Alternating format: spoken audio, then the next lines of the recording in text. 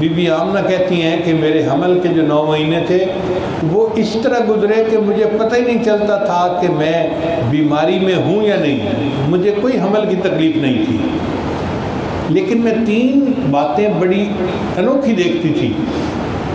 پہلی بات کہ جب بھی میں گھر سے باہر نکلتی تھی تو دھوپ کے عالم میں فوراً ایک بادل میرے اوپر سایہ کر دیتا تھا.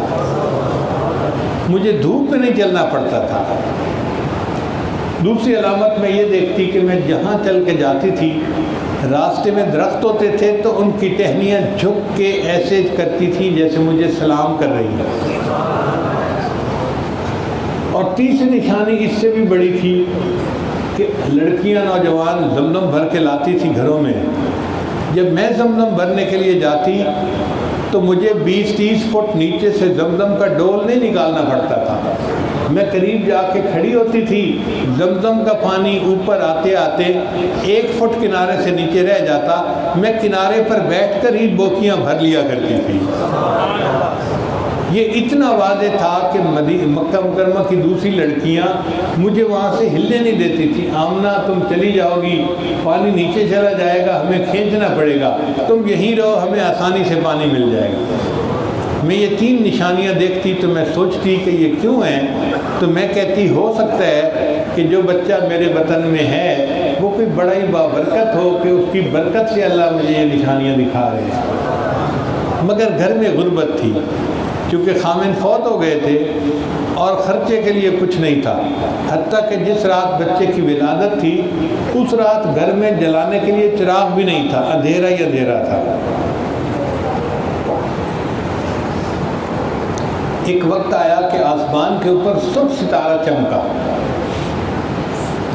آسمان کے اوپر سرخ ستارے کا چمکنا یہ نبی علیہ السلام کی ولادت مبارکہ کی خاص نشانی تھی جو پہلی کتابوں میں نقل کی گئی تھی.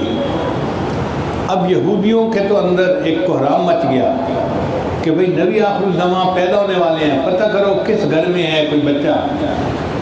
انہوں نے مدینہ طیبہ کے سارے گھروں کا پتہ کیا.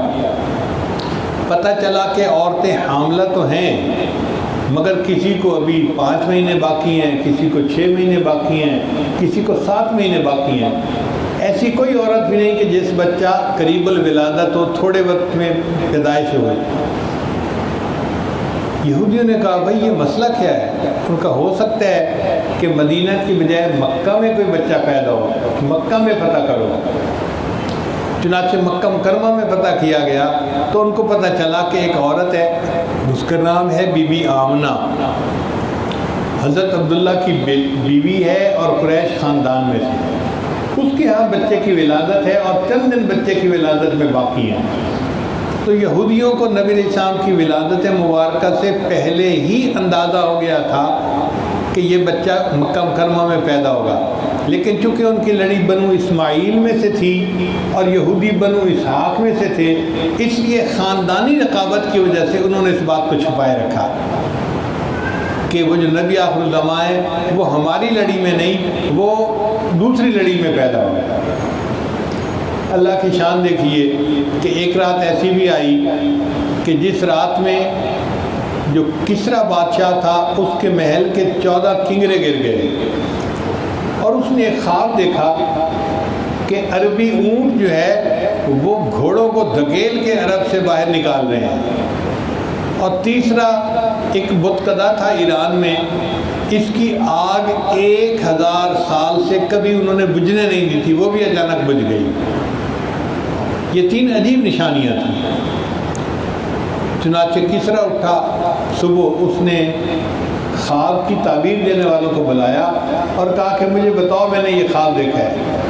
انہوں نے کہا جی لگتا ہے کوئی ایسا بچہ پیدا ہونے والا ہے کہ آپ کی خاندان کے 14 اور بادشاہیاں چلیں گی، پھر آپ سے وہ سلطنت چھین لے گا.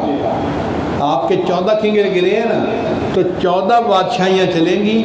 پھر تو کسرا خوش ہو گیا 14 بادشاہیوں میں بڑا ٹائم لگے گا، اور اس کو یہ پتہ نہیں تھا کہ اس کے بعد جو اس کے بادشاہ بننے تھے نا، ایک کے بعد دوسرا، دوسرے کے بعد تیسرا، مرتے گئے، اور حضرت عمر لانو کے زمانے میں 14 بادشاہیاں مکمل ہو گئیں اور مسلمانوں نے کسرا کی تخت تاج کو فتح کر لیا۔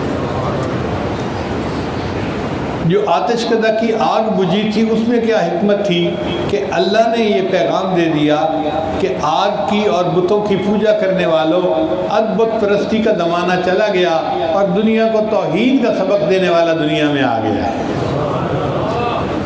اور عربی اونٹوں نے جو گھوڑوں کو دھکیل کے باہر کیا تھا، تو اصل میں یہ مسلمانوں صحابہ کو اللہ نے فتح دینی تھی، اور انہوں نے غیر مسلموں کو جزیرہ عرب سے نکال دینا تھا۔ پھر آسمان کے ستارے بھی جھک گئے، یعنی ایسے لگتا تھا کہ ستارے بالکل قریب آ گئے۔ بی بی آمنہ حیران تھی کہ یہ کیا نشانی ہے، مگر وہ نہیں سمجھی۔ بچے کی ولادت ہوئی، بی بی آمنہ کہتی ہیں کہ میں نے جیسے ہی بچے کو اپنے بستر پہ لٹایا ولادت کے بعد، تو بچہ اوندا ہو گیا، یعنی بچے نے دنیا میں آتے ہی اپنے رب کو سجدہ کیا۔ اب بی بی آمنہ خوش بہت تھی کہ اللہ نے مجھے بیٹے سے نوازا، اور بیٹا خوبصورت بھی اتنا تھا کہ جو دیکھتا تھا اس کا دل لبھا لیتا تھا۔